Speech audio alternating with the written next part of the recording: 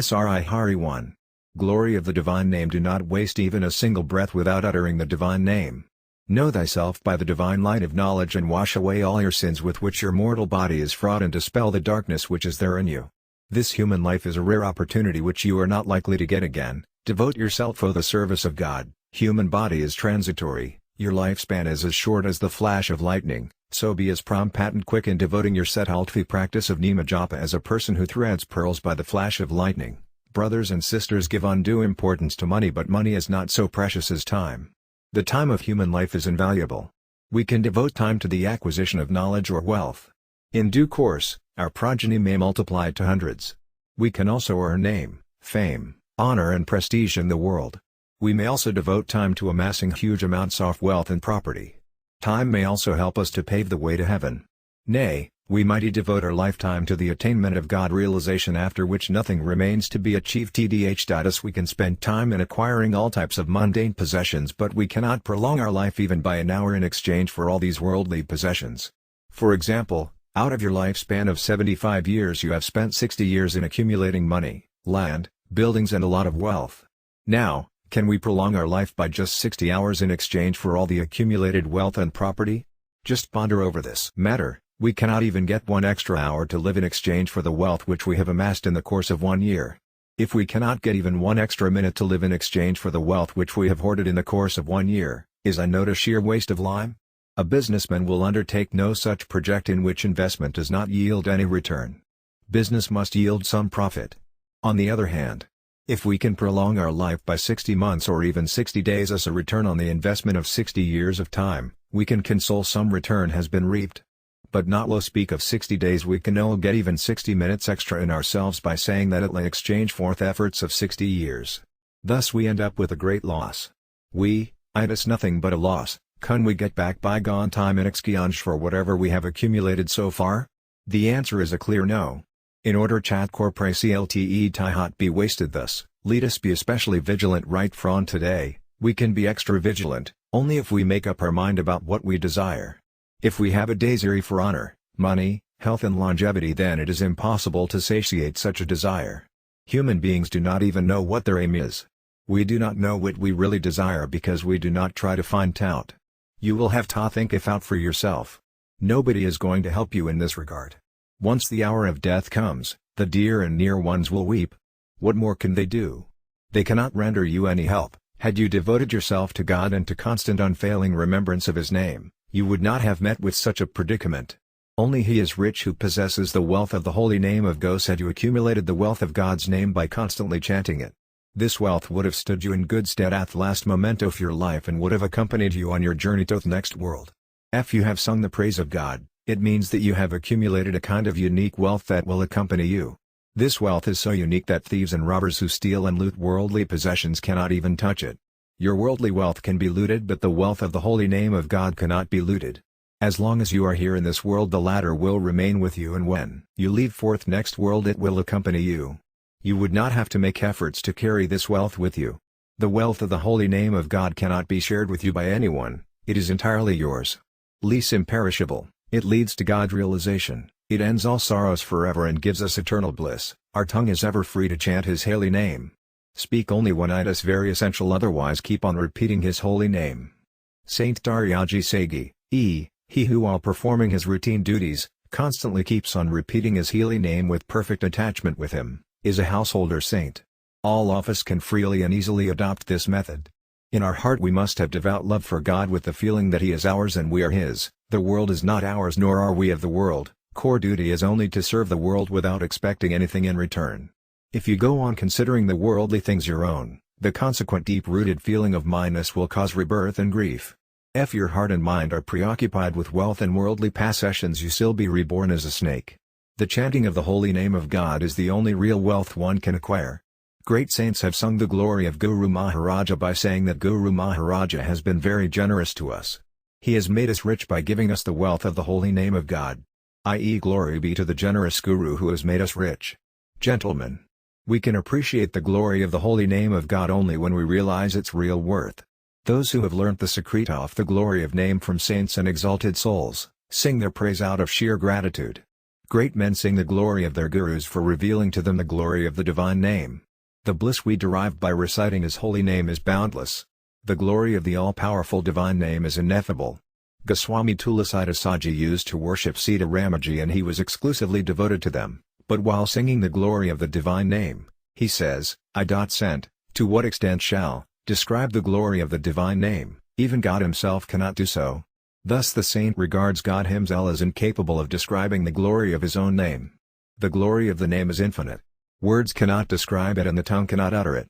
His holy name can be repeated at all times whether one is sitting, sleeping, eating or working.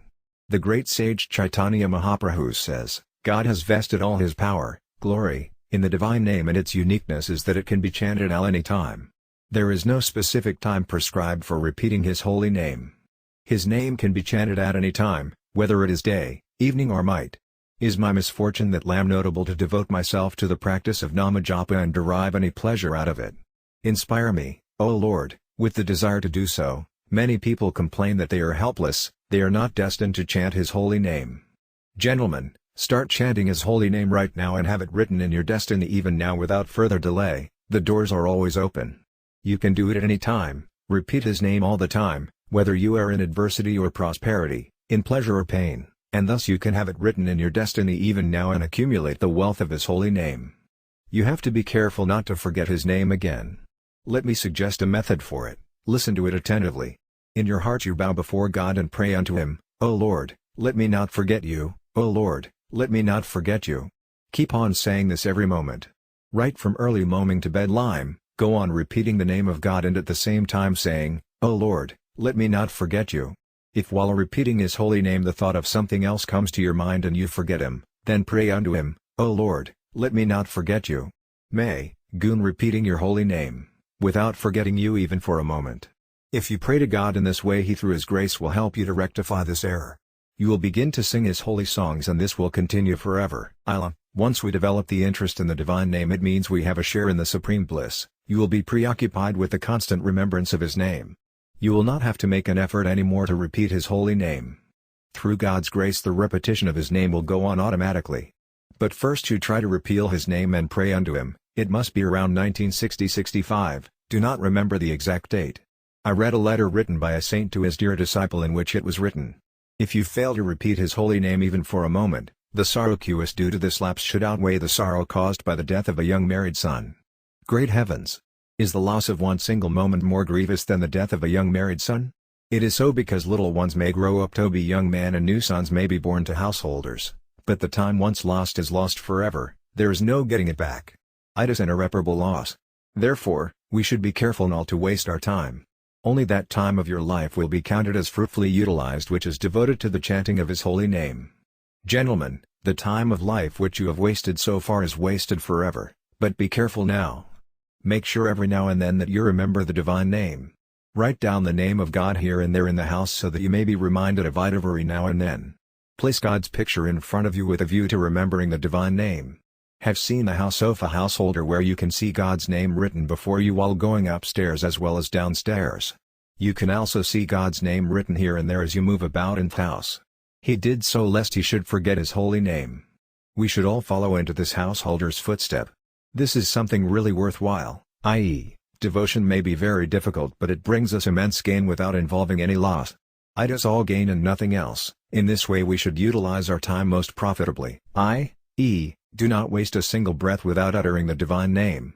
Although Saint Daduji recited the divine name all his life yet he repented that he could not practice Nama Japa as often as he ought to have done nor in keeping with the infinite glory of the name. Even when the great saint was breathing his last he wished he had got a little more time to practice Nama Japa. The rich people abuse why accumulating more and more wealth, their greed knows no bounds. The more they earn, the more is their desire to earn more. But all this wealth will be left behind in the world and the time devoted to its accumulation will be a sheer waste. If you devote yourself to the practice of Nama Japa, you will be tempted to pray unto him like the great saints, O God, one tongue will not suffice. Give us thousands of tongues to utter your holy name. Their desire for Nama Japa goes on increasing. Came across a gentleman who told me that while engaged in Nama Japa he visualized the divine name everywhere around him, in everything, every direction, every person and every particle of dust. He had developed such a tendency that he saw the divine name pervading everywhere. How wonderful! How extraordinary!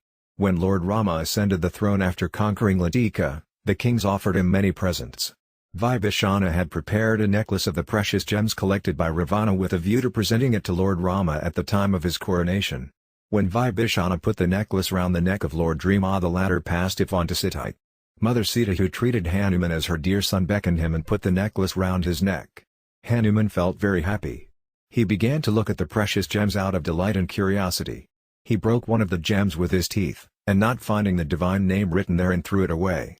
Hanuman was going to break another gem when the jewelers present there remarked that a guava would have been the best gift for a monkey and not a necklace of precious gems. They asked Hanuman why he was breaking the gems one by one like that. Hanuman replied that he was breaking them in order to find out whether Lord Rama's divine name was written inside them. Since the divine name was not there, he was throwing them away as useless pieces of stone. Hanuman was again asked whether he did not keep anything that did not bear the name of Lord Rama. Hanuman replied that he did not. He was asked again how he possessed his body which did not bear his holy name. Then Hanuman tore open his skin with his nails. They saw inside his skin the divine name written all over. Thus those who constantly practice Namajapa become saturated with the divine name. There is a village in the south named Pandharpura which has been the native place of great saints like Nimadavaji, Sapanadavaji and Jayanadavaji etc. They have written and said wonderful things. There was a shoemaker named Kokamila. He used to repeat the divine name, Vidala, Vidala, Vidala. He lived in a village near Andharapura named Mangalabhara. A house was under construction in that village. Kokamila worked as a laborer there. All of a sudden the house collapsed and Kokamila was buried alive along with many others. As the house was a big one, it took months to dig out the dead bodies. When they were all dug out, only the skeletons were left. Now it was difficult to recognize Kokamila's skeleton. Perhaps it was Namadavaji who suggested that the bones should be brought close to the ear to listen which of them uttered the divine name, Vidala, Vidala, Vidala. That was the way to recognize Kokamila's bones. How wonderful! Even the bones uttered the divine name after death. By constant practice of Namajapa the devotee becomes replete with the divine name. All of us should be immersed in Namajapa. The name of Lord Krishna used to flow out of the body of Arjuna. Once, while Arjuna was sleeping, his body was practicing the Namajapa. Every pore of his body was uttering the name, Krishna, Krishna, Krishna. Hearing this, Lord Krishna, his queens, Naradaji, Safikaraj, Brahmaji and other gods gathered there. Sankaraji began to dance with joy. This happens to a devotee who constantly practices Namajapa of his favorite god. The divine name pervades every part of his body. Saint Hari Ramadasaji has said, "It is surprising that every pore of a devotee repeats the divine name." You read the writings and sayings of saints. You will find that their devotion is so great that their mind, intellect and senses are all devoted to the Namajapa, with the result that even the body begins to utter the divine name. How great, pious and divine their bodies were, that the mere remembrance of such holy saints brings about our salvation. They completely identified themselves with the divine Numi and image. Saint Naradaji writes in his Bhakti Satra, God and his devotees are identified because they have fully devoted themselves to him. Iatar, if you put a piece of wood in the fire, it will become an amber and begin to glow. Even a black coal, or a pebble, also starts glowing when it is put into the fire. What is this? This is the effect of fire. If a physical thing like fire can make a pie of gourd or a pebble glow like this, what cannot the divine name perform? It is not physical, it is something divine. This all-powerful name awakens our consciousness and urges us to devote ourselves to Namajapa. This must be the case with many of you who are constantly devoted to the practice of Namajapa. When you are sound asleep, you hear the sound Rama which awakens you and warns you, saying, "Why are you sleeping? Utter the holy name." Thus God himself awakens us to a sense of our real duty. There was a saint who had renounced the world. He used to practice Namajapa. He did not even touch money, let alone accept it. He used to say that many a time it so happened that when he was fast asleep, someone gently and affectionately put his hand under his neck and helped him to sit up to practice Namajapa. Thus the all-powerful name reminds us of God. Feel that this must be the case with those of you who are devoted to the practice of Namajapa. This happens to all without any discrimination of caste, creed, sex or social position. Fever, you happen to feel sleepy while engaged in the practice of Namajapa, something will occur in the form of noise or voice to awaken you. This is nothing but God himself awakening you to the realization of your real duty. The divine voice seems to say, "Why are you sleeping? Are you practicing Namajapa or sleeping?" 7 God takes pains to keep watch over you. Just devote yourself to him. The great Saint Tulasidasa says, "The sins of your infinite births shall be rooted out today. Nay, now if you surrender yourself completely to God and repeat His holy name, you develop the attitude, only God is mine and I am only His end. Practice Namajapa. But the necessary condition is that you should have exclusive devotion to God. Do not seek refuge in anything worldly, wealth, family or property. Have unceasing and exclusive devotion to God, think of none but God. If you seek refuge in worldly things like family, wealth etc., and at the same time practice Namajapa, it does bring us some spiritual gain, but the best way of practicing Namajapa is to do so with exclusive devotion to God. The great Saint Tulasidas asks us to give up bad company, kusanga. But what is bad company? Bad company is nothing but the attitude or feeling that the worldly wealth or property is yours. The company of those who are greedy of wealth and sensual pleasures is also bad. The company of those who are averse to God is the worst. Avoid such company, otherwise such bad company will change your inclination and turn you away from God. People ask how the effect of bad company can be so powerful that Namajapa is not strong enough to counteract its evil effect. Brothers, bad company in itself is not so powerful. What it actually does is to arouse and activate those deep-rooted instincts in you which are opposed to the practice of Namajapa. Therefore, bad company produces a powerful effect. The practice of constant Namajapa roots out the instincts opposed to it. After that, if ever by chance you happen to be in bad company, you will not be affected by it like the precious gem on the head of a snake which is not affected by the snake's poison. Rather, you will start exerting your wholesome influence on the bad company to change it for the better. But before you attain such a high stage of devotion, be careful to avoid bad company and practice Namajapa with abandon and exclusive devotion. Practice it at all times. Once you get into the rut, you will not easily come out of it. Have come across a gentleman who was dressed in white like a householder, but he used to chant, Rama, Rama, Rama. He used to repeat Rama, Rama, slowly at first, and then he would repeat it quickly like a person who has lagged behind and walks faster in order to catch up with others who are going ahead of him. I had the occasion to spend a night with him. I observed that even at night he would practice Namajapa. He would sleep for a while and on awakening he would again start the practice of Namajapa. He would repeat Rama, Rama, Rama, at all times, even while taking a morsel he would chant it. If once you get into this habit of constant Namajapa, you will never get out of it. Then it is beyond your control to give up the habit of constant Namajapa. If once you taste this extraordinary nectar, you will never feel like giving it up. Then you will think of nothing else but God, His attributes and everything concerning Him.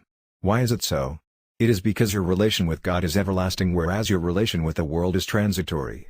Childhood, youth and old age do not live with you forever. You pass from one stage to another. Everything worldly is ephemeral. Nothing remains with us forever. But God alone remains with us forever. God has never parted nor will ever part from us. 'Tis we who in our ignorance turn away from God. God loves all His creatures, therefore He never forgets them. All are my creatures and they are equally dear to me. Nothing in the world is permanent. All these worldly possessions like favorable circumstances, wealth, property and your kith and kin will desert you sooner or later. It is a mere illusion to rely on them because they are all transitory. What is all this? It is an invitation from God. He is asking us why we are engrossed in these worldly possessions, which are not ours. You will see it for yourself that all these relations like mother, father, brothers, sisters, wife, sons, daughters etc., will not stand by you in the hour of adversity. They will all stand in the way of your salvation. Do not listen to anything else. Practice constant Namajapa. It is said in the Upanishads that many of us spend their whole lives without ever getting an opportunity to listen to anything pertaining to God. Gentlemen, you are very lucky in this respect. How gracious God is to you that you get an opportunity to listen to saints and have the benefit of their holy company. It is not something ordinary. Today you may not realize its true worth, but it is indeed something extraordinary. Dear devotees of God, the fact is that the persons who have only a limited number of virtuous deeds to their credit have no faith in devotion to God. It is only when the inner sense is fully purified that we develop faith in saints, the divine name and devotion to God. It is a matter of great piety and virtuousness for them to have such faith in God. People devoid of piety will resort to sophism. They can never stand the company of holy men. Saint Tulasidas says, on account of the sins of previous births a person does not relish good company, satsanga. He will either doze off during the course of sermon or leave the satsanga, or start talking of something else. But if he remains in good company for a few days, he will surely come under the holy influence and start singing the prayers of God. After that he will never leave the holy company. Have heard the story of a scoffer who indulged in scoffing at religion and holy men. Talking tightly of the saints he would tell the people, Look at these saints, they go on repeating Rama, Rama, Rama. The people would ask him again how the saints repeated his holy name. Then he would again say, Rama, Rama, Rama. Wherever he went people would ask him to mimic the saints and he did so. In the process of mimicking the saints he himself developed the habit of Nama Japa. Therefore, whether you like it or not, you just start the practice of Nama Japa and see what happens. But gentlemen, without practicing it you cannot realize its wonderful effect in the same way as you cannot relish the taste of sweet meat, a piece of candy, a fruit preserved in sugar, till you actually eat it. When you read about the glory of the holy name in the scriptures or Hariti from saints, you may develop some interest in it, but you will derive real pleasure out of it only when you yourself start practicing it wholeheartedly and not merely with a view to showing off to the people. He who practices Nama Japa merely to show off to others is a devote of the people and not of God. How can a sincere devotee give up Nama Japa whether he is by himself or in company? How can he give up something which he loves from the core of his heart? Just as Vo cannot resist the temptation of taking money when it is offered to you, in the same way a true devotee cannot miss the opportunity of Nama event for a single moment. The great Saint Narada writes in his Bhaktistra, Votary surrenders everything to God, but if he forgets Nama Japa even for a moment he becomes restless like a fish out of water. Thus a true devotee cannot give up the practice of constant Nama Japa. In the 11th canto of the Bhagavata it is said in connection with the Nava Yogswaras that a true devotee cannot give up Nama Japa even for a fraction of a second, even for the kingdom of the three worlds. Because the wealth of the three worlds is transitory, whereas God lives forever. If in any case, the votary gives up the divine name, it means that he has not realized its true greatness and glory. The fact is that a true devotee can never forget the divine name. Once you start relishing the divine name, there is no giving it up. A fly flits about from place to place and does not sit on an ember, but if ever it does so, it will never fly again, only its smoke will rise from the ember. In the same way our mind flits about from one thing to another only until it is engrossed in the practice of Nama Japa. But once it is engrossed in devotion to God it will not move away from it. If the mind wanders away it means there is no true devotion to God. People say they have sung praise of God and practiced Nama Japa for quite some time. But it is not enough. In fact, it is not even the beginning. Once a beginning is made, it is not within your power to give it up. Just ponder over the matter. Even the bones of the devotee continue to repeat the divine name after his death. In the desert land of Marawara, there was a woman named Philibe who belonged to the Yada community. She used to practice Nama Japa. She used to make cow dung cakes. One day someone took away her cow dung cakes. She went to that person's house and asked him why he had stolen her cow dung cakes. He denied having done so and asked Philibe what was the distinguishing makeup of her cow dung cakes. Philibe told him to put the cow dung cakes to his ear and listen. And lo! To his surprise he heard the sound, Rama, Rama, coming from the cow dung cakes. That was Philibe.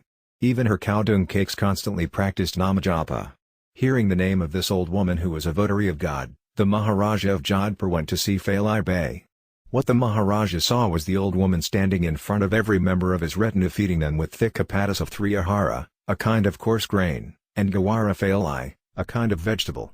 The Maharaja was highly impressed when he saw this and took Philibe to his harem with a view to giving some holy company, satsanga, to the queens who rarely got such an opportunity. Poor Philibe went to the harem dressed in her simple country clothes. No sooner did she enter the harem than the sophisticated queens laughed at the simple countrywoman. But Philibe reprimanded them, saying in her plain and naive manner, "This body is as fragile as an unbaked pitcher. Why are you so proud of your mortal body and the meretricious jewelry that you are wearing? Hussies! Why do not you properly utilize your precious time by practicing Nama Japa?" With the plain country manners, Philibe was not aware of what she was saying. This was her usual way of speaking. She was completely engrossed in the practice of Nama Japa. When we think of her name, it gives us peace of mind and our sins ain't washed away. Why? It is because she had fully dedicated herself to God. Saint Tulasydasa rightly observes that one becomes great by Tulasa, a kind of tree, carried by Lord Vamana, which became as tall as the highest point in the universe. Lord Vamana, God incarnation as a pygmy, went to Bali and asked him for some territory on the earth. He told Bali that he would measure the territory with his small feet and take as much as was covered in 3 steps only.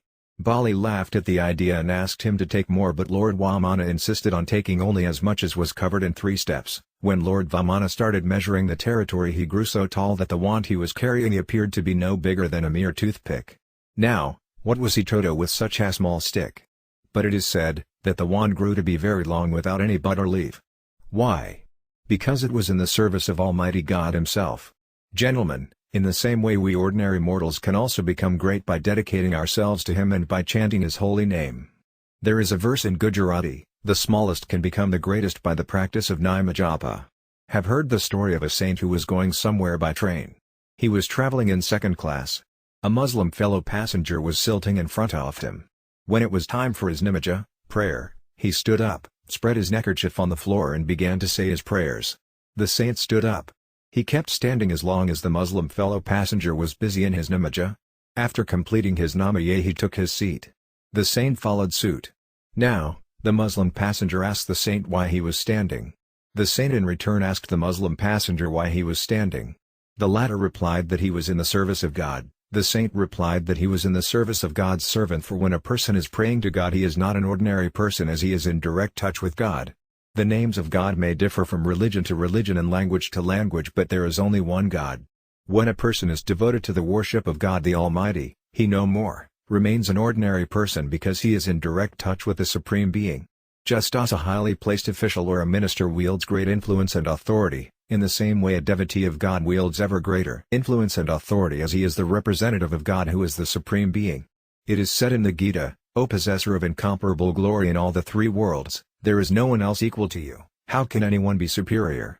He is the darling of God, for whom God Himself says, Wafutween, he is a jewel set in my crown." A devotee for whom God Himself has such a high regard deserves even greater regard from us. We should thank our stars for we have the blessed vision of the face of such a devotee. Gentlemen, there are saints who have attained God realization but who live like ordinary people. None can recognize them by their face because they look like ordinary people.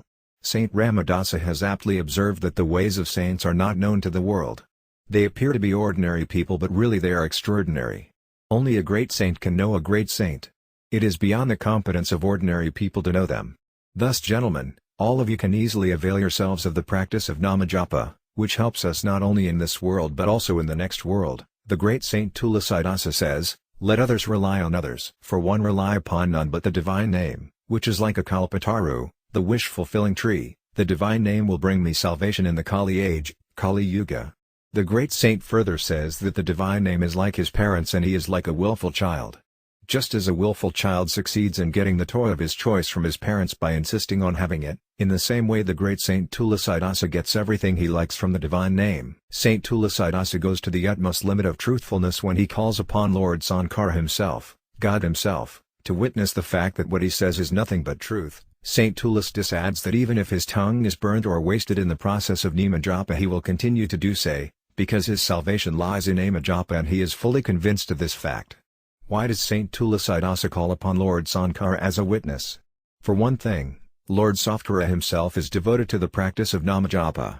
Secondly, Lord Sankara can never tell a lie because the sacred river Ganga springs from his holy head. Poet Sagaramadasa says, using the metaphor of a horse race, the saint poet Sagaramadasa impresses upon us the urgency of practicing maximum of Namajapa in our short span of lifetime.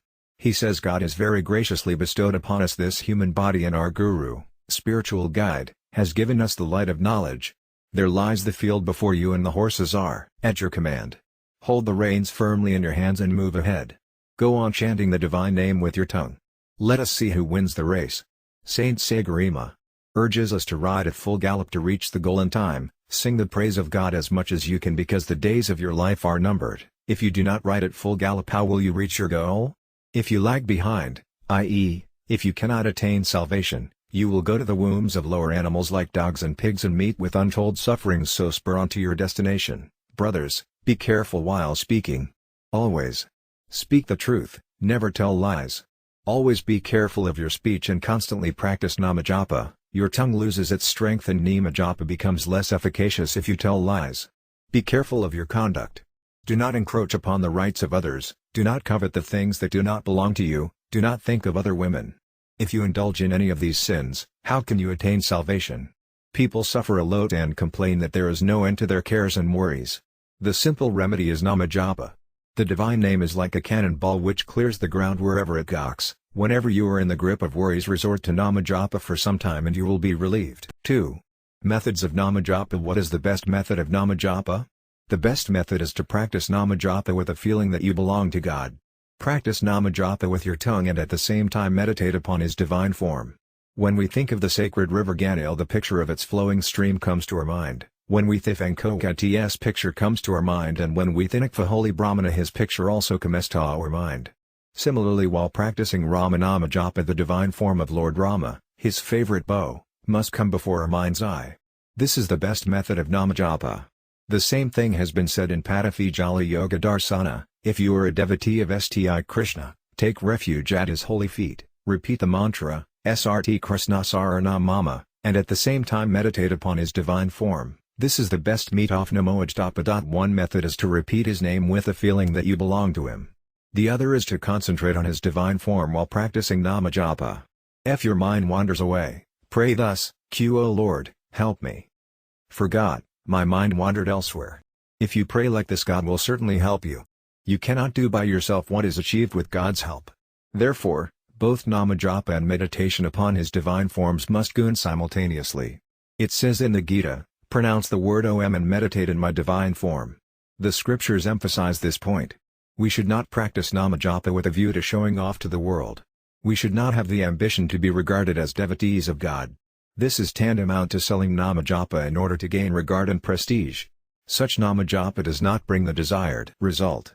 Therefore, we should not practice Nama Japa for the sake of show only. Instead, we should practice it with our inner self with exclusive devotion. When people do not disclose even their wealth to others, how can we disclose our invaluable treasure of Nama Japu? We should practice it secretly in a secluded place and with our inner self. We should regard it as a mistake on our part and a matter of share if ever it is disclosed. Why did Prahladaji meet with so much suffering? It was so because he revealed his Bhagavat Bhayana, Nama Japa. Had he not revealed the psalms that he sang in praise of God, he would not have met with so much suffering. Therefore, let no one know that you sing psalms in praise of God. Mothers and sisters should be careful to sing their psalms secretly. Psalms sung in praise of God in seclusion are as powerful and efficacious as sins committed surreptitiously or charity practiced secretly. What is secret charity? Giving things away without letting the members of their own family know is not secret charity, it is theft. Charity should be practiced in such a manner that the receiver does not come to know who the donor is. The donation should not be held back from the members of the donor's family, otherwise it will amount to a theft, and theft is a sin. One day in my morning sermon I called upon the congregation to serve the poor. On hearing this, a gentleman remarked that if we start helping the poor, they will crowd round us and pester us again and again. Pointed out to him that we should not proclaim to the world that we are helping the poor. Do it in such a manner that nobody knows about it.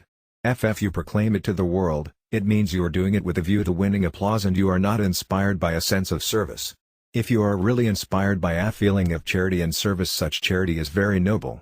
Similarly, practice Nama Japa silently within yourself. Do not try to show off to the world. If you cannot practice Nama Japa silently, it does not matter, but your aim should not be to show off. If anybody observes you practicing Nama Japa, it is not a serious fault on your part but the tendency to show off is a sin. Practice Nama Japa constantly. Anybody happens to observe you, be careful but do not stop the practice. While practicing Nama Japa you observe the following rules. 1. Have the feeling that you belong to God. 2. Meditate upon his divine forms. 3. Do it in seclusion. 4. Practice Nama Japa constantly. 5. Do not have a desire for any worldly gain in return for Ma Japa. And 6. Whenever the idea of God comes to your mind, all of a sudden have the feeling that God has very graciously remembered you, and at once start practicing Nama Japa constantly. If you practice it by fits and starts, twill not prove to be so powerful and efficacious, and is when you do it constantly. Take cooking. For example, if mothers and sisters cook for 15 minutes or half an hour and then discontinue it and again resume it after some time, do you think it will be the proper method of cooking? No, certainly not. In the same way, practice Nama Japa constantly day and night, morning and evening without any break. Sarit Sage Naradaji says in Bhakti Sutra, surrender everything to God. If you forget God even for a moment, you should become restless like a fish out of water. That is true devotion. Constantly practice Nama Japa and at the same time earnestly pray, Q O Lord, may Prat forget you. Do not practice Nama Japa for the sake of worldly possessions. The glory of the divine name is invaluable, so do not try to get any worldly possessions in return for it. 'Twill be tantamount to selling the holy name for paltry things. It weakens the power of the divine name. If you sell the divine name in this way, it means that you are treating diamonds like ordinary stones. Some pray to God for pelf and power, others pray to him for the blessing of a son or a grandson. These are all paltry and mortal things. It is immaterial whether you get them or not. It would be a serious blunder on our part to sell the divine name for such worthless things. What we should really pray for is devotion to God and complete surrender at His holy feet. This is not a desire for any gain, it is a desire for complete submission to Him. Thus it is a desire not for taking anything, but for giving. You must have desires in abundance for God's love and devotion to Him. Saints have prayed to God for nothing but His love and complete devotion to Him. O Lord, your royal residence is the heart of that devotee who has no desire for any worldly possessions and has instinctive love for you. Lord Sankara prays, O Lord, ask you for a blessing time and again which you will vouchsafe to grant. Desire nothing but complete surrender and constant devotion at your lotus feet. If they did not pray for worldly gains, they had not dearth of anything. Praying for God's love and devotion to Him is not a desire for any worldly gains. When you go on a pilgrimage or practice charity, do not desire to have any worldly gain in return. While practicing Namajapa, have a feeling of joy that you have the divine name in your mouth. You have achieved everything through His kind grace when you have this divine name in your mouth. Otherwise ordinary ensign we are not ordinarily destined to chant His divine name. Lord Sankara himself constantly chants the divine name, which helps us to get rid of passions and desires of all kinds. The divine name has a special significance for us who are living in this Kali age, Kali Yuga. It is through the kind grace of God that we practice Namajapa, which is an invaluable treasure and a blessing from God. We should feel exultant that we have developed devotion to God and that we constantly chant His divine name. As already pointed out, whenever the idea of God comes to your mind, all it and have the feeling that God has very graciously remembered you, and now once start practicing Namajapa. Pay careful attention to this. This is something very important. An occasion you should thank your stars that God has Himself vouchsafed remember you without any effort being made on your part. Leave aside every work and start the practice of Namajapa, because such occasions are rare in our life. When God set out, Hanumanji accompanied him for part of the way in order to see him off. Angada told Hanumanji to request Lord Rama to remember him, Angada, from time to time. Therefore, the time when God remembers you is very precious. It must be devoted to Namajapa. Thus there are 6 rules of Namajapa. If you practice Namajapa in seclusion, with concentration, reverentially and constantly, it will bring you eternal bliss. Many people remark that they simply practice Namajapa thinking as if they were not doing anything worthwhile. In fact, it is not so. The practice of Namajapa is something very noble and invaluable, in which Lord Sankara, Sanakandika, Sage Narada, Great Rasis, Munis and saints were engrossed. Hold the divine name in high esteem. If you come across a devotee of God, respect him. If you come across anything pertaining to God, pay due reverence to it and exult at the thought that God has bestowed His favor upon you. It is as though God were holding you by the hand and pulling you towards Himself, saying, "Come to me, seek refuge in me." If you come across anything pertaining to Him, a book or higher mastery, it is a sure sign that God is beckoning you. If you can practice Namajapa without a rosary, it is all right, but if you happen to forget it again and again, a rosary is a very useful reminder. Therefore, keep a rosary with you, it will help you. A rosary with a devotee is like a weapon with a warrior. It helps us in Namajapa. A rosary is a good means of reminding you of God. Even if you can practice Namajapa without it, it is useful to say our prayers while counting beads on a rosary. A rosary is also necessary in order to maintain regularity in the practice of Namajapa, because with its help we can count the beads for a certain number of times daily. It has a drawback also. The drawback is that when we have counted the beads on a rosary for a certain number of times, we feel that we have done enough and so we pull away the rosary, but we should not do so. Never have the feeling that you have done enough of Namajapa. In the matter of aiming money, we never have a feeling of satiation. Even if we have earned a reasonable amount of money, we still have a desire to aim more.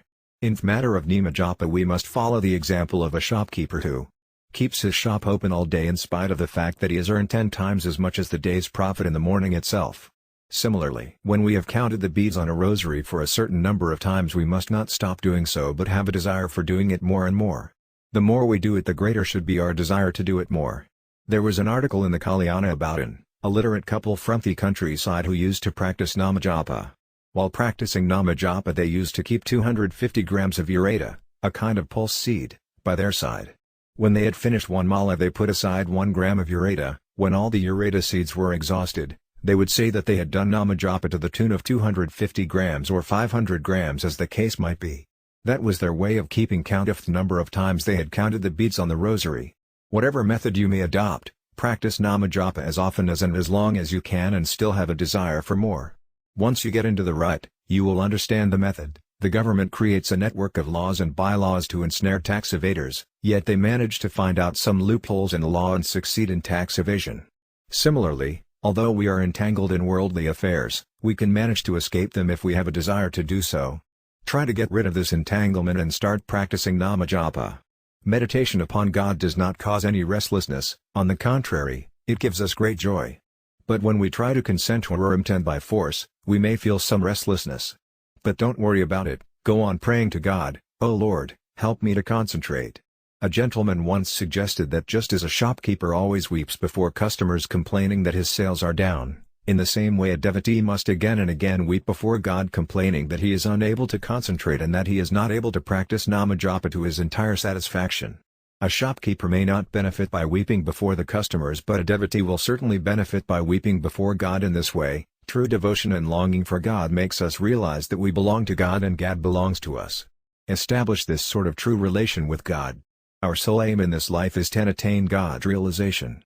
Once this is done, other achievements will automatically follow by the grace of God. 3. 10 blasphemies regarding divine name. There are 10 blasphemies regarding the practice of Namajapa.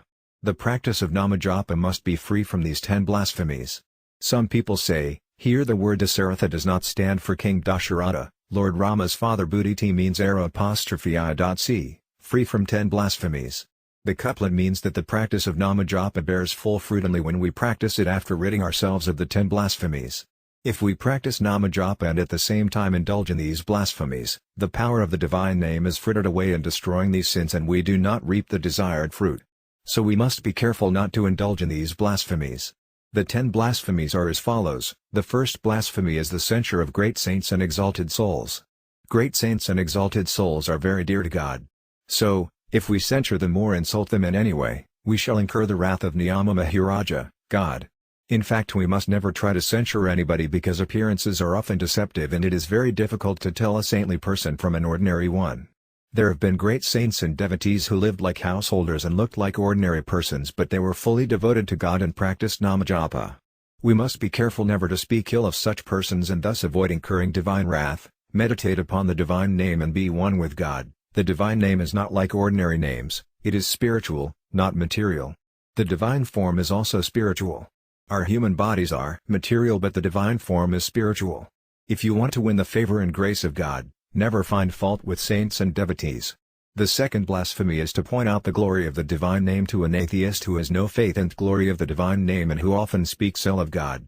Do not sing the praise of God to such a person against his will. Such a person will look down upon the divine name and thereby dishonor Nima Maharaja, God. It is like casting pearls before a swine. It is like offering pearls to a Tomer who wants to buy groundnuts. Why offer the diamond of Ramanama to a person who does not know its worth? We have lived on food for so many years and have grown up, yet when we are suffering from bilious fever, even sugar candy tastes bitter and the smell of food is loathsome too. This does not mean that the food is tasteless or the sugar candy is bitter. In fact, the fault lies with us. 'Tis because of the excess of bile in our system. Just as food is distasteful to a person suffering from bilious fever, the divine name is distasteful to a sinner. Don't sing the glory of the divine name to him. If sugar candy tastes bitter, what else is sweet? A sinner does not seek refuge in the divine name, where else will he go for his salvation? If a person has no inclination towards God in the beginning, he should not worry. Instead, he should start the practice of Namajapa with the feeling that he will come to like it by and by. He should think that if he does not like the divine name, the fault lies with him. He should pray to God thus, "O God, may I develop devotion to you and love for your holy name." If you are a devotee of Lord Vishnu, don't speak lightly of Lord Shiva. Don't try to discriminate between the two. In fact, both are one. The nature of Lord Vishnu and Lord Sankara is the same, but they appear to be different on account of different feelings and attitudes of the devotees. Therefore, if an ignoramus discriminates between the two, it means that he is devoid of the knowledge of the scriptures. The root of the two words Hari and Hara is the same, only the suffix is different, therefore, they appear to be different. One who carries on a controversy about the difference between Hari, Lord Vishnu, and Hara, Lord Shiva, does so out of ignorance and is heading for his own disaster. Lord Vishnu and Lord Shiva have deep love for each other. If we go by their attributes, Lord Vishnu must be fair in complexion whereas Lord Shiva should be dark, but in reality Lord Vishnu is dark in complexion and Lord Shiva, fair. Why is it so? Lord Vishnu meditates upon Lord Sathguru and the later meditates upon Lord Vishnu, with the result that their complexions have got interchanged. Lord Vishnu has become dark, Lord Sathguru, fair. Lord Sathguru is as fair as camphor and is the embodiment of mercy, i.e. a get Weimran vertical bar. Lord Sathguru paints the figure of Lord Rama's bow on his forehead, while Lord Rama paints the figure of Lord Sathguru's trident on his forehead. Both are favorite gods of each other. Therefore, it is an egregious error on our part to try to discriminate between the two or insult either of them. Any such discrimination or insult will only incur the wrath of Nama Maharaja. So if you want to benefit from Nama Japa, do not discriminate between Lord Vishnu and Lord Shiva. Many people indulge in this type of discrimination to such an extent that if they are the devotees of Lord Krishna or Lord Vishnu, they will refuse to have darsana, the divine face of Lord Shiva. It is wrong to do so. We must have equal reverence for both, though they appear in two different forms, yet they are one and the same. Both Lord Vishnu and Lord Shiva are servants, masters and friends of Lord Rama, the divine consort of Mother Sita. Lack of faith in the Vedas, the scriptures and in the sermons of the great saints and exalted souls amounts to a blasphemy. 'Tis wrong to think that since we regularly practice Nama Japa there is no need for us to study the Vedas and perform Vedic rites. The scriptures contain different views on many important points. What is said in one scripture does not agree with what is said in another. What is the use of studying such scriptures? Reading them is getting entangled in controversies. Therefore, a devotee should not study such scriptures. Arguing in this manner amounts to a blasphemy. When we practice Nama Japa, what need is there to serve our Guru, spiritual guide? What need is there to obey the Guru? Is Nama Japa so weak that it needs the aid of Guru Seva, service of the Guru? Showing disrespect to a Guru in this manner amounts to a blasphemy. He who is wanting in faith in Vedas also in Shtuas Pralsasuri of Nama Maharaja. The Vedas are Srutas, heard from the divine voice, they are the source of all knowledge. They show us the true path. Therefore, have implicit faith in the Vedas. Have due faith in the scriptures, the Puranas and history. They are replete with the glory of God. If the glory of God contained in them is gleaned and compiled in the form of one book, it would be larger than the Mahabharata. Even then there is no end to the glory of God. How can one expect benefit from the divine name by speaking ill of the scriptures which profusely sing the glory of the divine name? We also incur the displeasure of Nama Maharaja by speaking ill of the Guru, the spiritual guide, who has revealed to us the glory of the divine name. If you are not satisfied with your Guru, give him up but do not speak ill of him. This is the rule. Give up the Guru and go on with the practice of Nama Japa, but do not censure the Guru, who has shown you the way to salvation, given you the light of spiritual knowledge and awakened divine love in you and has revealed to you the glory of the divine name. Do not doubt the truth of the statement that the glory of the divine name is infinite and ineffable. When you read in the scriptures or hear from saints that the glory of the divine name is infinite, do not regard it as an exaggeration.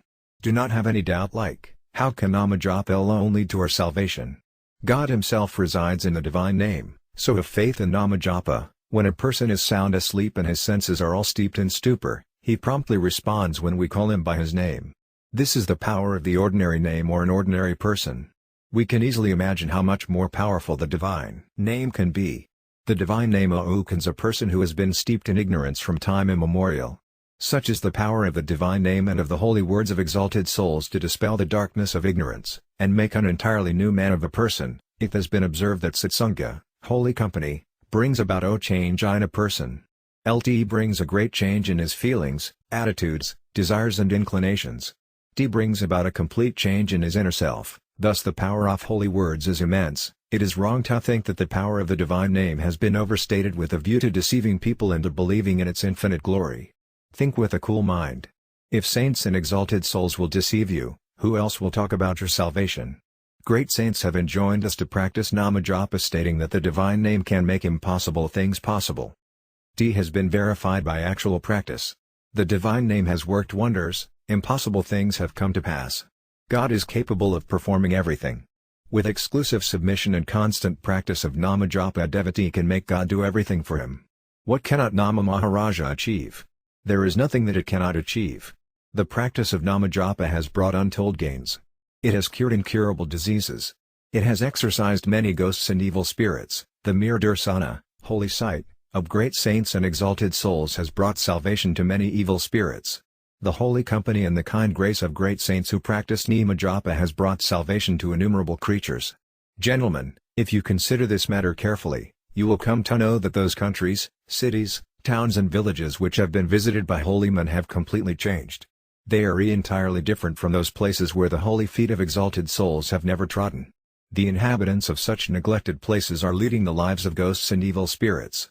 The visits of holy men have brought purity, divinity and a sort of unique quality to these places. The inhabitants of such places have averred that they were quite ordinary folk in the past, but saints have enriched their lives. In the Vikram Samvat 1993, we went on a pilgrimage. We passed through Kathiawad where we came across a young man who claimed to be only 5 or 7 years old, although he looked much older. We asked him how it could be so.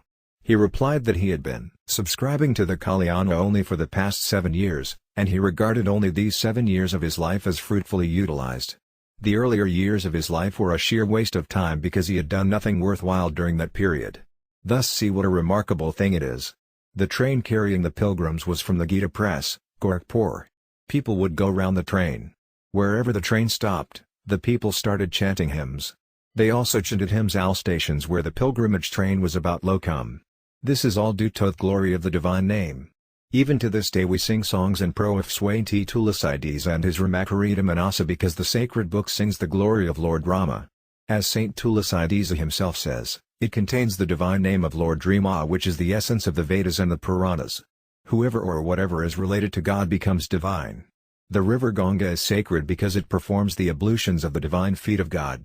Hence it is wrong to think that there is any exaggeration when saints say that the glory of the divine name is infinite. To indulge in prohibited acts, and non-performance of the duties enjoined in the scriptures are also blasphemouses. It is nothing but sophistry to think that since we practice Namajapa, we have got the license to indulge in prohibited acts like stealing, telling lies, fraud, encroaching upon the rights of others etc. It would be sheer folly to use Namajapa as a stalking horse for committing sins. It is an act of blasphemy to neglect duties enjoined in the scriptures. The practice of Namajapa should not lead us to think that Sandhya, prayer, Gayatri, Shraddha, offerings made to dead, and Tarpana, appeasement of the souls of the dead, are superfluous. It is the sacred duty of the household to perform these rites on appropriate occasions. The divine name is so powerful that it can destroy sins more numerous than any sinner can possibly commit. So people say, let us commit sins now and wash them away later on with the help of Namajapa. Such sins cannot be washed away by Namajapa because it is a misuse of the divine name. We must not misuse Namajapa to aid and abet ourselves in committing crimes. Have heard a story which is pertinent to the subject under discussion. There was a Pendants whom the then British government had vested with the prerogative of pardon. Sent, no criminal could be hanged in his presence. This made his son-in-law a reckless criminal. He indulged in theft, robbery and similar crimes. When his wife entreated him not to indulge in such crimes, he would say, "Why should I worry?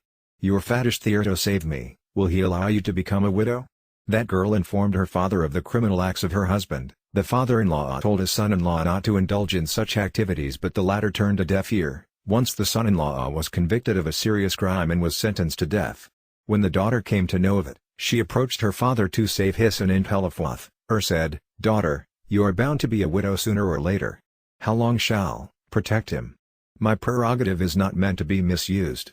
Determined not to be blinded by his infatuation for his daughter, the father did not turn up to help his son-in-law.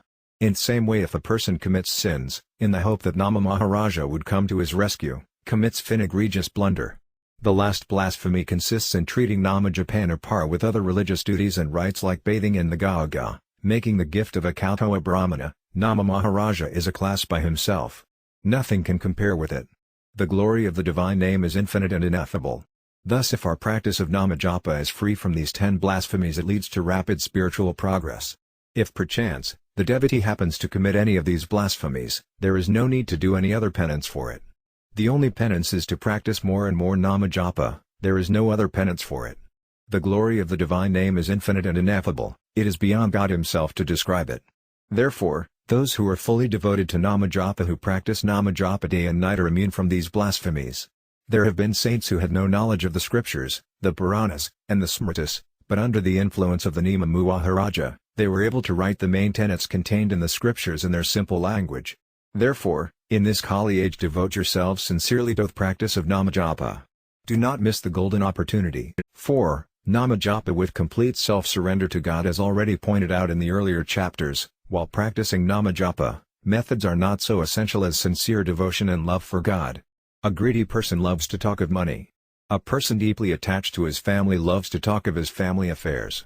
In the same way, a devotee must develop love for everything concerning God, His name, His form attributes, His kind grace and the divine element. The benefit a devotee derives from such an attitude or feeling cannot be derived from the methods prescribed for Namajapa, although by following these methods such an attitude can be developed in course of time. The main thing in developing this feeling of love and sweetness for God is the awareness that God is ours and the world is not ours, even this body is not ours. 'Tis a gift which will forsake us. God has always been ours and He is not going to forsake us. In our ignorance we ourselves have turned away from Him. God has always been ours, so let us develop the feeling that only God is ours and not the world. Worldlings are doing just the opposite. They regard the body, money and wealth as their own. But the fact is that all these pecuniary possessions can never be ours forever. We can be foolishly attached to them, but they have not the least attachment for us. They may desert us at any time. You indulge in fraud, deceit, dishonesty, lies and all sorts of other evil practices for the sake of money. The money for which you quarrel with your own kith and kin, for which you neglect your religious duties, deserts you without even informing you. Then why do you maintain one-sided attachment for money? God is yours even if you do not remember Him. It is He who feeds us, protects us and works for our well-being. It is an egregious blunder not to regard such God as ours. God is ours and for that reason He is dear to us. There is no devotion as deep and great as love. Love arises from the feeling that God is ours. Whatever is ours is dear to us. We love our own belongings. A mother is dear to a son even if she is less beautiful, wearing fewer ornaments and less beautifully dressed than other women.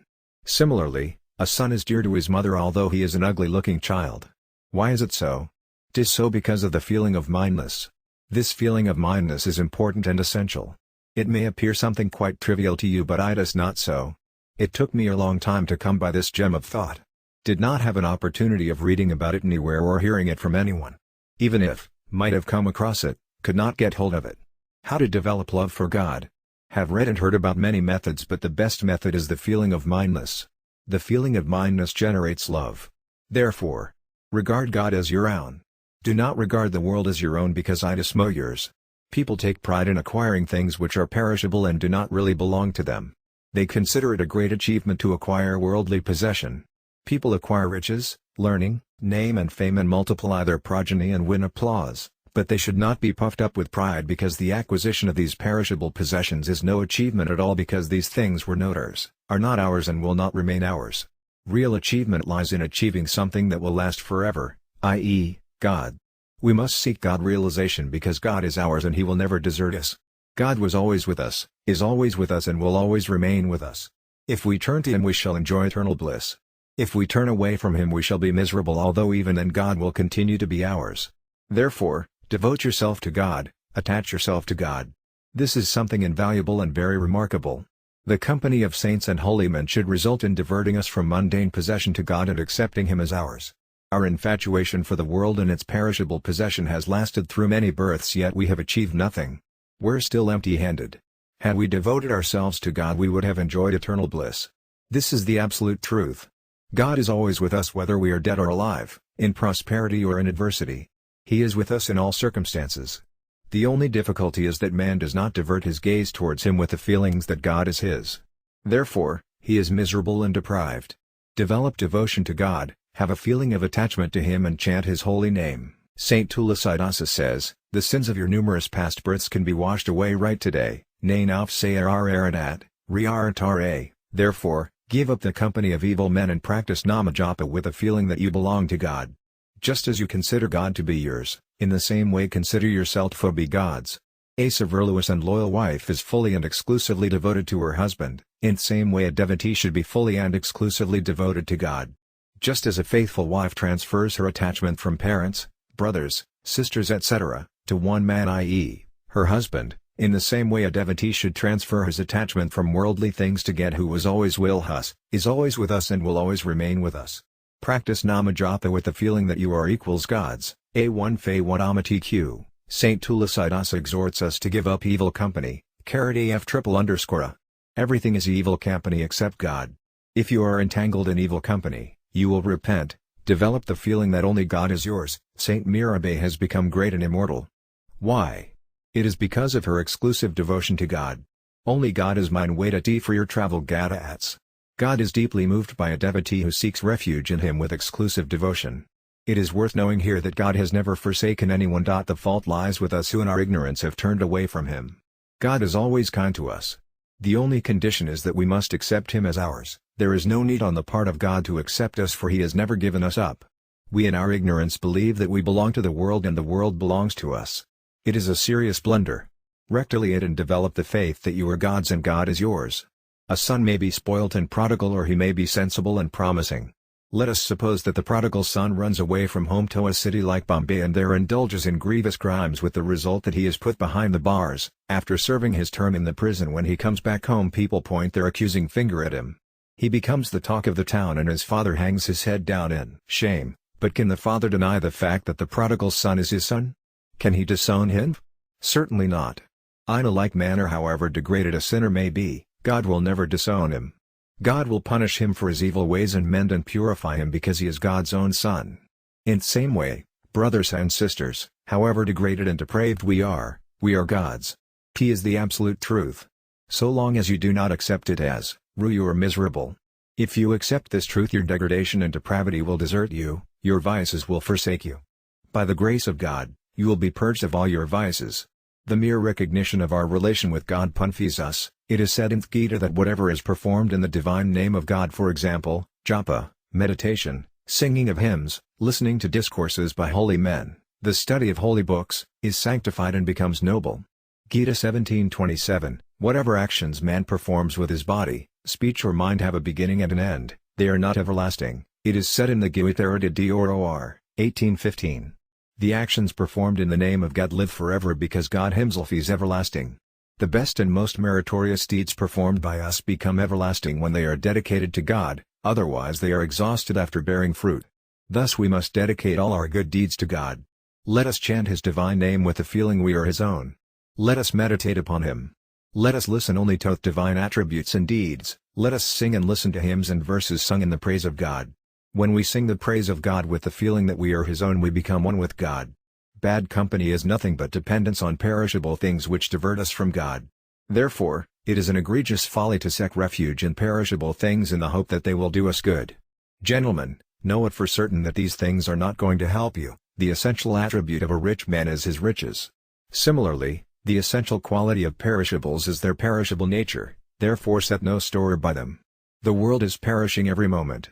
Every brother and sister should ponder over this matter. Being a fragment or spark of immortal God, how long are you going to seek refuge in the mortal world? Saint Tulsidas has rightly observed, being a spark of the divine soul, the human soul is immortal. You are immortal and so you are seeking refuge in the mortal world. What has become of you?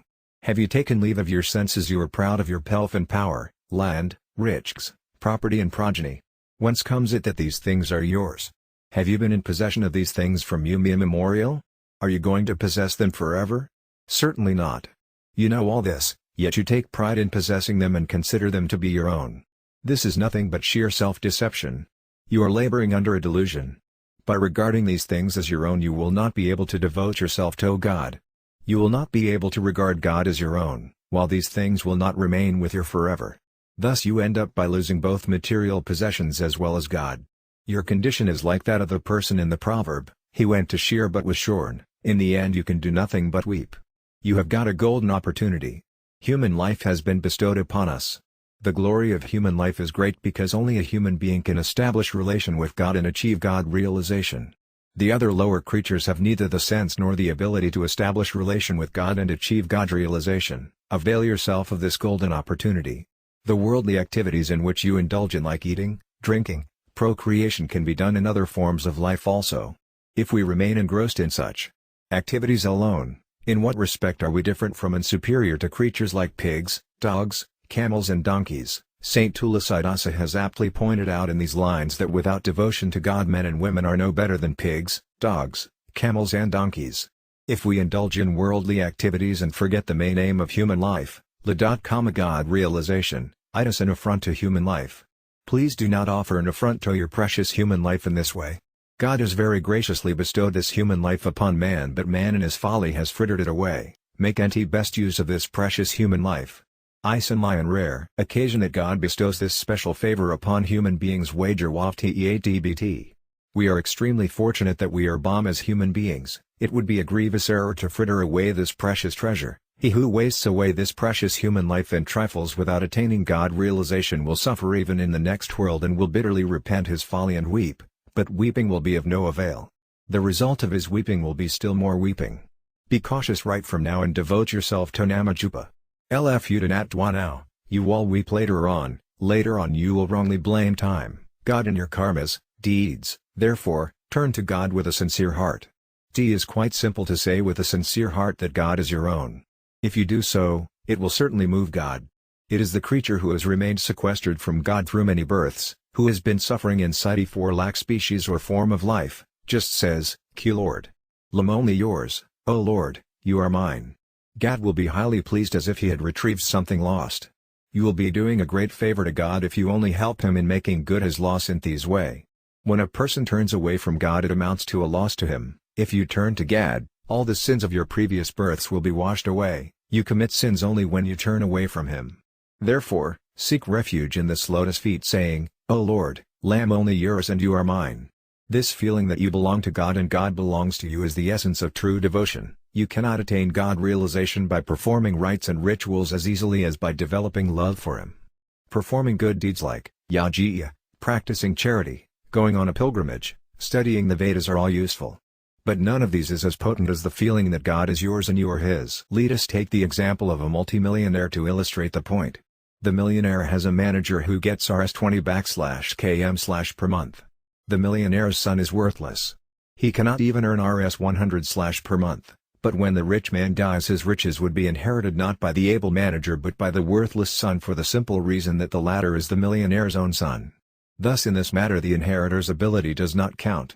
What really matters is the fact that the inheritor is the rich man's own son. Like the millionaire's son we are all the children of God, irrespective of our ability or inability. It is an established fact that we belong to him. God always regards us as his children. The only requirement that needs to be fulfilled is that we accept this relation with God and develop the feeling that we are God's own. This world will deceive you in the end. It will desert you and you will not live forever. Even your body will desert you. It is sheer ignorance to regard them as your own. Turning away from them, say to God, O Lord, one day I am your own and you are mine. If you develop this feeling, you will attain eternal bliss. Practice Namajapa with the feeling that you belong to God. Chant the divine name even when you are moving about since it is the name of God who is ours, whether you are Yada, Gyara or Abira, different castes, whether you are illiterate or illiterate, sick or healthy you have the equal right to practice Namajapa. We have a right to inherit our Father's property. In a like manner, we have a share in the property of our Divine Father, that is, we are entitled to chant his holy name. Who can gainsay this fact? Let me know just as we feel that our parents are our own, in the same way we must feel that God is our own and we are his.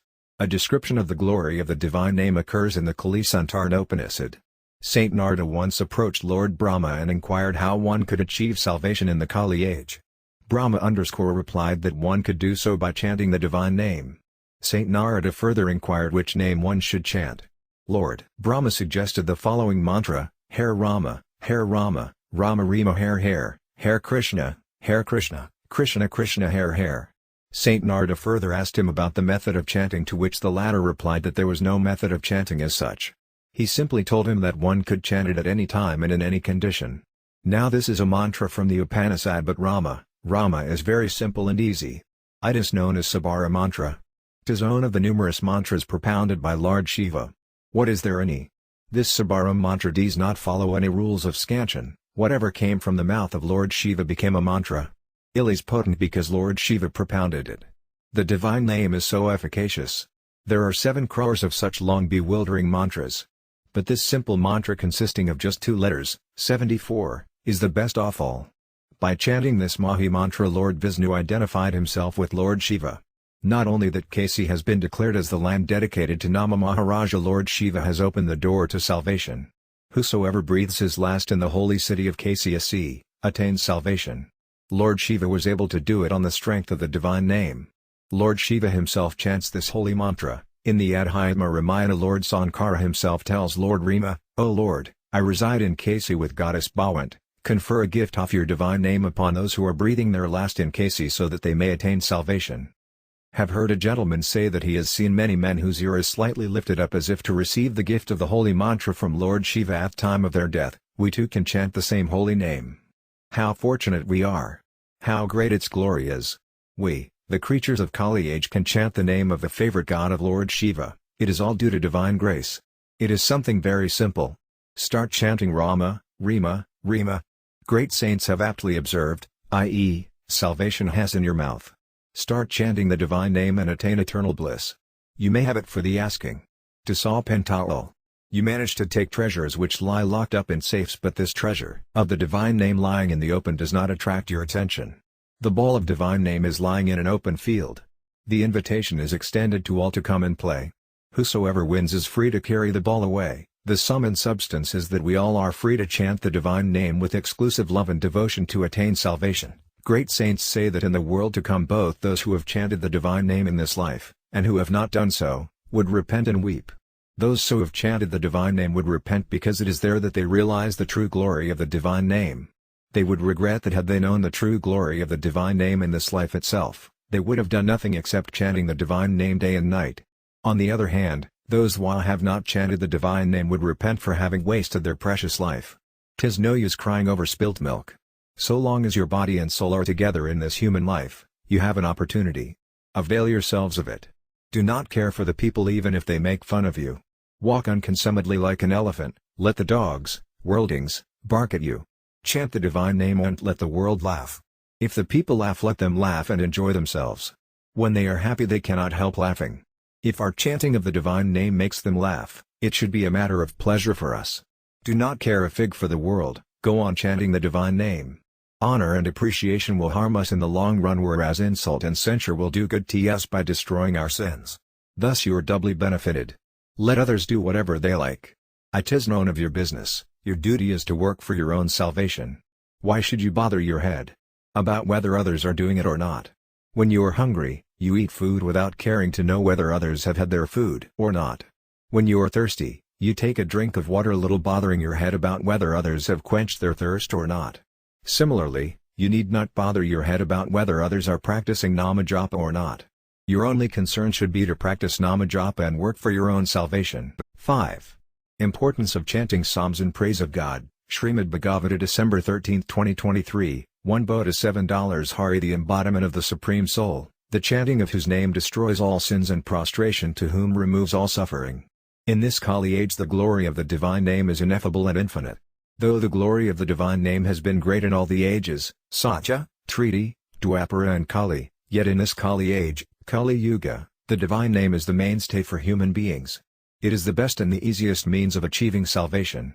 There are 4 methods of practicing Namajapa, viz., doing it in the mind, doing it silently with the tongue, ordinary chanting and loud chanting. Mental japa is that japa in which we practice anama japa in the mind without using the tongue, larynx or lips.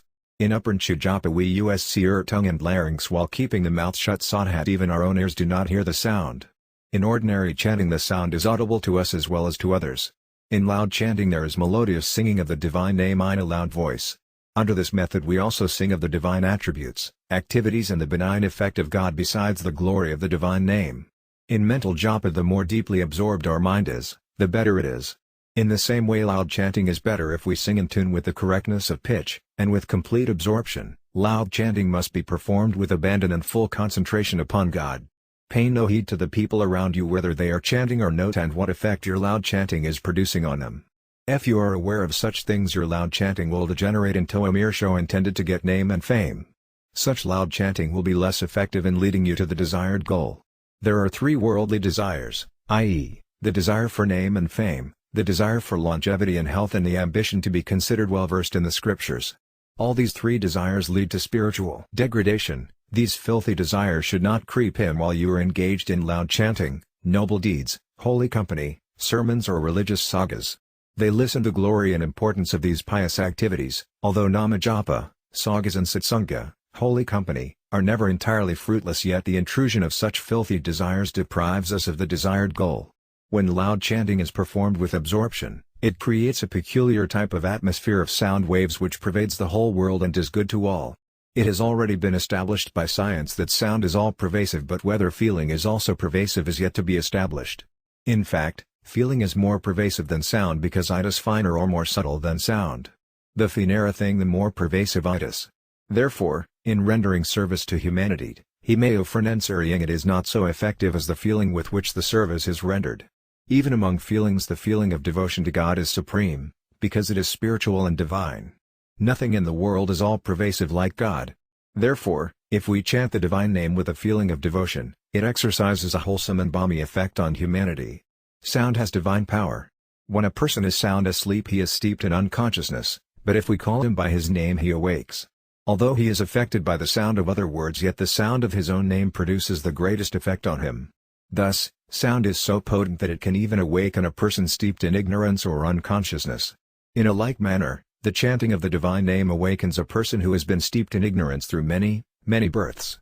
Not only that, as a result of loud chanting, the all-pervasive God appears in his divine form. God himself has said, Adipurana 1935, Narada, reside neither in paradise nor in the hearts of yogis. I reside in the place where my devotees loudly chant my divine name. Since the glory of the divine name is infinite, mental japa of the name exercises a benign effect upon all creatures. But loud chanting exercises its benign effect on motionless things like trees and creepers, and moving creatures like human beings, beasts and birds, and even on non-living things like stone, wood, clay and buildings. If you go to a place where there is satsanga, holy company, where japa and meditation are being practiced, where religious sagas are being narrated, you get peace of mind, your sins will be destroyed and you will be purified. But loud chanting is more effective than all these things. In loud chanting, both the listener and the onlooker are benefited. Loud chanting has the same effect on the lover of Swamiji as the blessed sight of his divine face. Loud chanting is of special significance in this Kali age. Srimad Bhagavata, December 13, 1952. Everything can be attained through it. In Bengal and Maharashtra, loud chanting is more popular. Chaitanya Mahaprabhu popularized it in Bengal and Saint Tukarama in Maharashtra. Loud chanting in unison to the accompaniment of a musical instrument produces unique power. While performing loud chanting, keep your eyes closed and have the feeling till you are all by yourself with God before you, and imagine that the sound of others is only the sound of the divine voice. Loud chanting thus performed is very efficacious. It destroys our sins and vices. But we can have direct experience of God only when loud chanting is performed with a pure heart free from worldly desires. In Maharashtra there was a unique saint named Samartha Guru Ramadisa. There is a popular story about him. He was a devotee of Lord Hanuman who used to appear before him in visible form. Once, Guru Ramadisa entreated Hanumanji to appear in visible form before all the people. Hanumanji agreed and asked Guru Ramadisa to gather the people and arrange the Harikatha, the divine saga. Samartha Guru Ramadasa promised to do so. Being a great saint and royal guru, Guru Ramadasa commanded such a tremendous influence that wherever he went, people gathered in thousands. One day he went to a city and announced that at night Harikatha would be arranged in a certain field outside the city. As soon as this news spread, preparations were afoot for the Harikatha, arrangement for lights was made, carpets were spread. A large number of people gathered in time. Singers and musicians came and took their seats and the singing of psalms began. In between the singing, Guru Ramadasa would narrate the Harikatha for some time and then again resumed the psalmody. He was fully absorbed in singing ogftams. The people hoped that Guru Ramadasa would resume the Harikatha again, but instead of doing that he went on singing the psalms.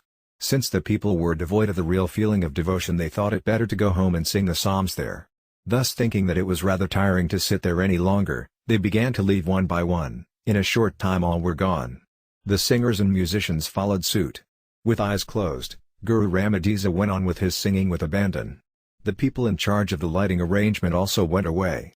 Those in charge of the carpet had a difficulty as Guru Ramadasa was dancing and they could not fold the carpet until he had stopped. They also found a way out. In the course of his dancing, when the Guru moved to one side, they folded the carpet on the other side, and when he moved to the other side they folded the rest of the carpet and went away. When all had gone, Lord Hanuman appeared.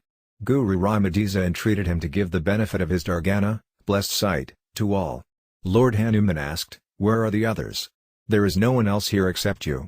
Thus Harikatha consists in chanting the divine name with a feeling of complete devotion. God himself appears where such pure Harikatha is going on. In the present age, loud chanting of the divine name has great significance. Therefore, gather people together and perform loud chanting in unison. If that is not possible, do it by yourself. This will bring peace to the troubled world.